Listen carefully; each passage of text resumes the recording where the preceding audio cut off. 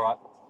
Right, for Campbell's comments now, great to be doing something back in the USA, but back with an Aussie. Brad Chisholm, hello, my friend. How are you, buddy? All right? Very, very well. For starters, where do we find you? You've got a bit going on, but what are you actually up to right as we speak? Just on the road on the way to a racetrack called the Meadows. So it's not far out of Pittsburgh. It's about 5.5 from our stables in Allentown, New Jersey. So, and you got 4 horses on, 2 for yourself, for Nifty and yourself, and then 2 for Nancy Tactor as well. Do you guys work together like that a lot? Yeah, it's quite a common thing. Do it quite a bit on the road trips. Just if you can, try and help each other out.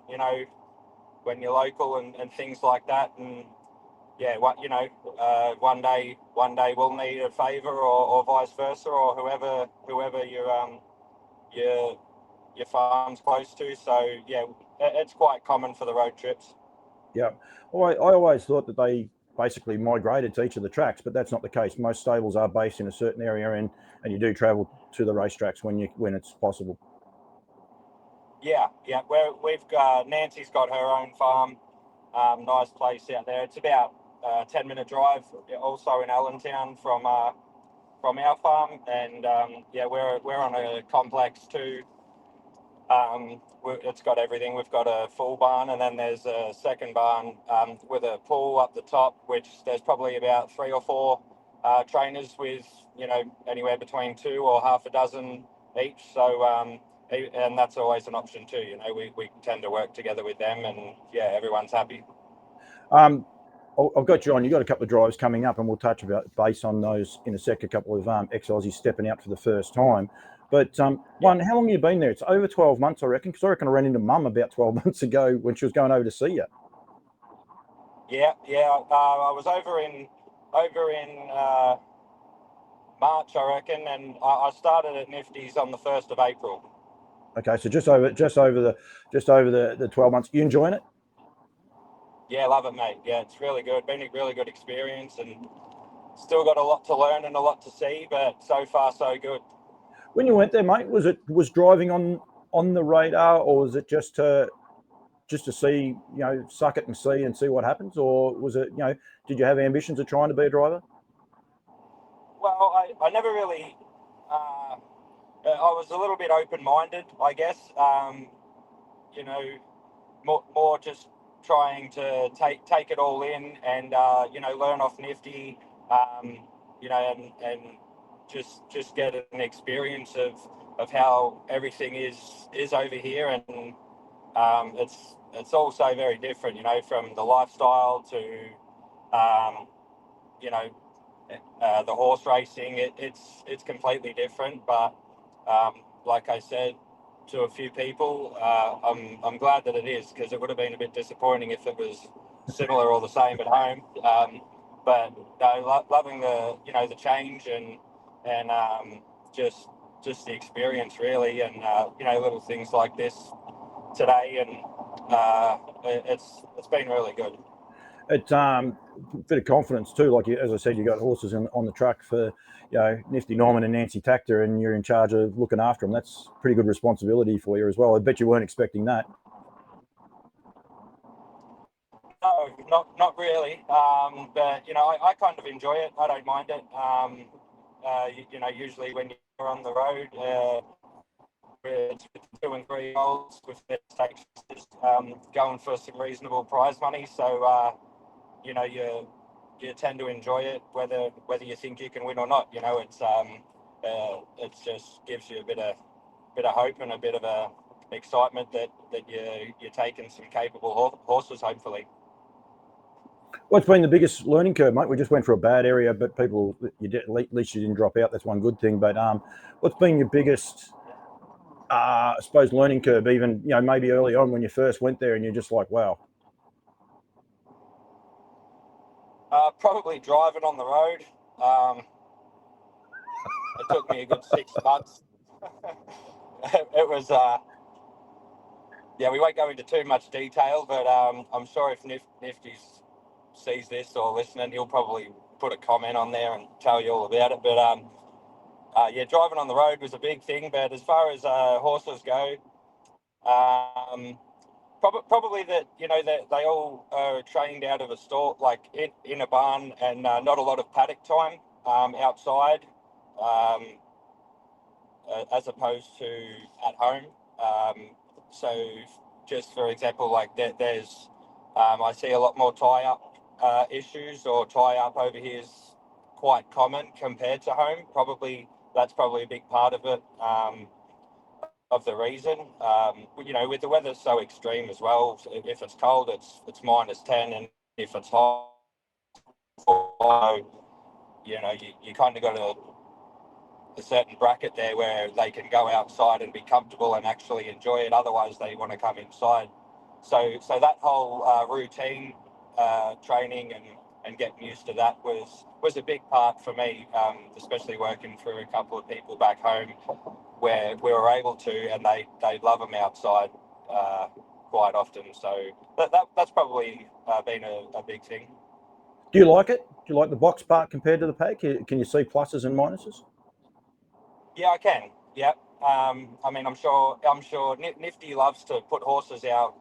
If it's not really going to rain or snow in the winter, you can't really have them out in the winter just with how cold it is anyway. But, you know, when we can, we have access to be able to put, you know, maybe between 10 or 15 out when they're finished dinner, so they can go out overnight, and then we'll swap them in the morning. And we try and rotate and get as many out as we can, just to keep them happy, and also to prevent maybe some tie up and stuff. But the horses enjoy it, and Nifty has had that in a part of his program for a while. So you know, I like that as well. But I know there's certain situations or times that, yeah, I can see also why they can't go outside, more than not really people wanting them outside as well. So There's a big dollar difference too with the value of some of the horses, especially, you know, in your camp, and you know, we mentioned Nancy Tactor. I mean, they are a very, very, very valuable commodity over there, aren't they? yeah, they are. Yeah, no, like it's you see more Nancy Tactor horses on the big stage. You know, I think Hambo Day, they might have had like 15 racing or something, or even 2 or 3 weeks in a row for that month. I think they had like somewhere between 10 and 15 in the 3 Saturday nights in a row. You know, they were 2-year-olds mostly, and a couple of nice 3-year-olds, obviously, Carl. So she does a very good job, and Nifty's quite similar too with those 2 and 3-year-olds. We've got a couple of older ones down unders, so they're actually doing a really good job. But the mixture's been really enjoyable as well. That's what I quite like about it here, and just learning, you know, kind of how to manage, set up a horse, as far as from the moment they break in, and all the stakes races you got to set them for the next few months. Yeah.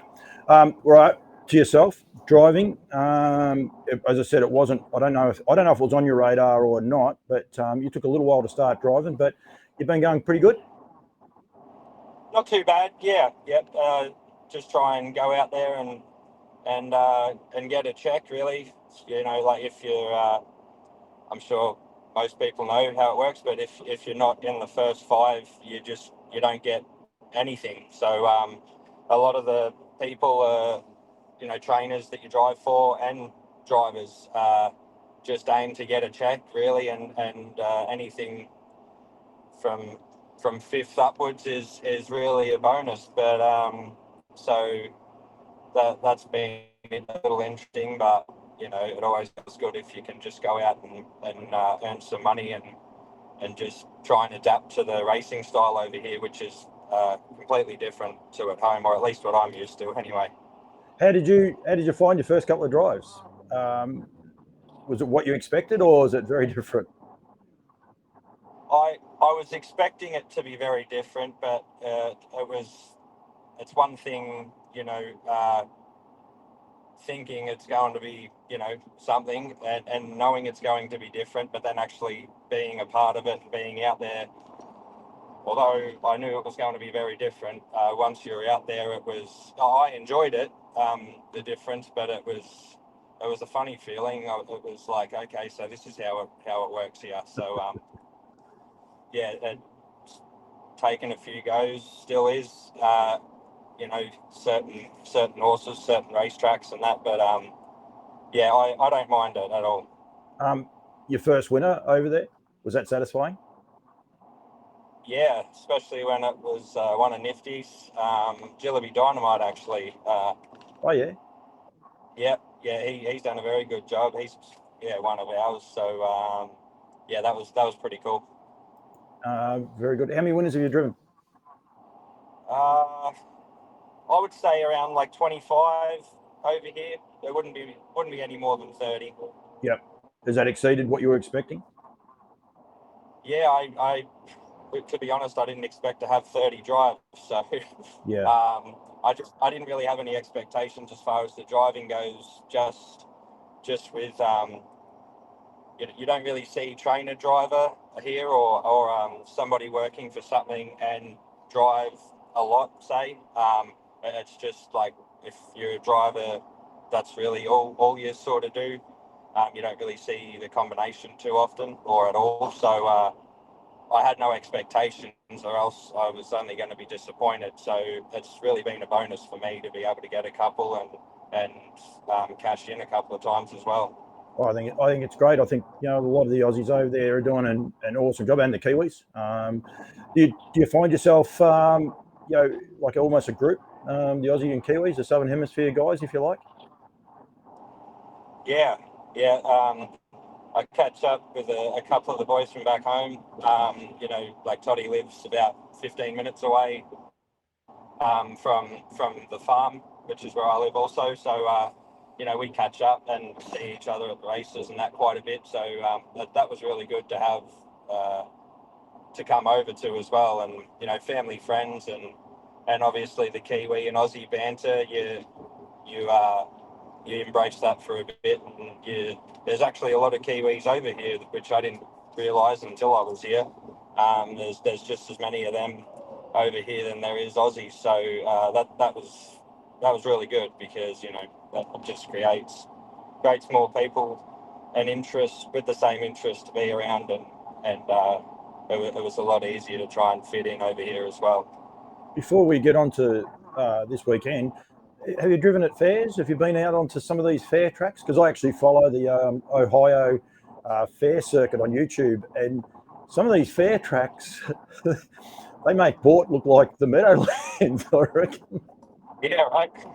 No, to be honest, I've just seen a couple of replays, and I mean, I wouldn't say no to having a few drives around there, but I'd love to just go for a day. We're actually just talking about Little Brown Jug, for example. Obviously, it's probably on a lot of people's bucket list, but with that meeting coming up in a few weeks, I would love to go there. But as far as any other fair tracks go, I haven't actually been to any. But I hope, I would love for the Little Brown Jug there I would love to make that my first fair trip. Yeah, because they're a whole different circuit, and they're very, very different in that sense as well. Going through there, Yeah. Righto. Sunday morning our time, Saturday afternoon. Is that right? No, Monday morning it'll be. So it's Sunday your time, Monday morning our time. Is that correct?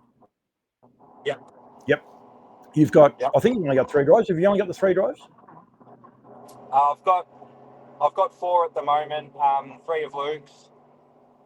And then they kind of finalise the fields tomorrow by 11 o'clock. So I'll probably end up with a couple more, just with a couple of the main guys, like Timmy and David will probably be at Lexington at the Red Mile, which is Sunday, Monday, Tuesday. So Sundays, if I'm down, I usually pick up a couple more. So hopefully that's the case this week. Rightio. So you're down on 3. Mahones, or as he's known over there now, it's Mahones, and then of course they have the Bondi Lockdown. and I forgot the other horse, all for ex-Australian horses for Luke. I can't go backwards. We have this website up, but you can't just go back one race. So you'll help me with the other horse. Muscle Bart's the other one. Muscle Bart, of course. Thank you very much. Obviously, all in the care of, Luke McCarthy, but they're racing for Aaron Lambert. Aaron obviously is working the horses for Luke, I gather. Yep, they're at Magical Acres. And Joe Mocker he actually travelled over with the horses about 3 or 4 months ago. Was in Chicago when they quarantined, and so the moment the horses left, so did Mocker, and he's been with them ever since they left down under. So he obviously worked for Luke back home, so he understands the horses, and he's very happy with them too. And Mock's actually living with me, so yeah, he's very happy with them. So is that how the drives come about? Like or is it just the association because you're an Australian and that, or is it because with Joe there and you've been able to sort of strike up a relationship? Yeah, well, I was on the way to the races one day with Matt, who's got Nancy's horses here with me, and he was Luke's man for quite a few years, and he was talking to him on the phone, and he just had him on the speaker and said that looking for an apartment or a place to stay for both when Luke comes back over here, and also for Mocker, more ASAP for him, and we actually have one on our farm with us that it can fit three bedrooms. So I said, well, I'll go in there.